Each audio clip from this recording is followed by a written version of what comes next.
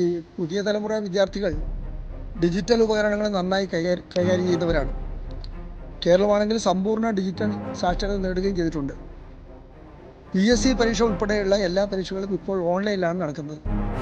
ഈ സാഹചര്യത്തിൽ degree PG തലത്തിൽ പഴയ രീതി തുടരുന്നത് അവസാനിപ്പിച്ച് ഓൺലൈൻ പരീക്ഷ നടത്തുന്നതിനെ സംബന്ധിച്ച് പരിഗണനയിലുണ്ട്. ജെൻസി എന്ന് വിളിക്കപ്പെടാവുന്ന തലമുറ ഡിജിറ്റൽ ഉപകരണങ്ങൾക്ക് നടുവിൽ പിറന്നു വീഴുന്ന ഡിജിറ്റൽ നേറ്റീവ്സാണ്. ആപ്പുകളും ഡിവൈസസും മാറ്റിവെച്ചുകൊണ്ട് അവർക്ക് മുന്നോട്ട് പോകാൻ കഴിയില്ല എന്നുള്ളത് കൊണ്ട് തന്നെ ഓൺലൈൻ പരീക്ഷകളെക്കുറിച്ച് വളരെ സജീവമായിട്ട് തന്നെയാണ് നാം പരിഗണിക്കുന്നത്. എൻട്രൻസ് എക്സാം പൂർണ്ണമായും ഡിജിറ്റൽ സംവിധാനത്തിലൂടെയാണ്. PSC പരീക്ഷകളടക്കം ഓൺലൈൻ രീതിയിലേക്ക് മാറിയിട്ടുണ്ട്.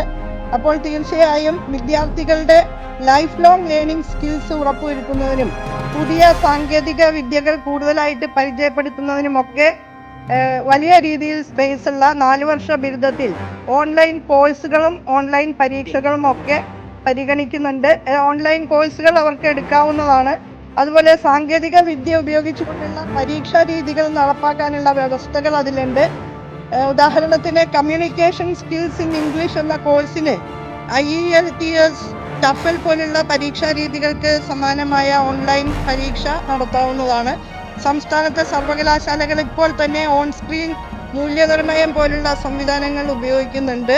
അപ്പോൾ ഓൺലൈനിലുള്ള പരീക്ഷകൾ കൂടി പരിഗണിക്കാവുന്ന നിലയിലുള്ള നിർദ്ദേശങ്ങളാണ് സർവകലാശാലകൾക്ക് നൽകിയിട്ടുള്ളത്.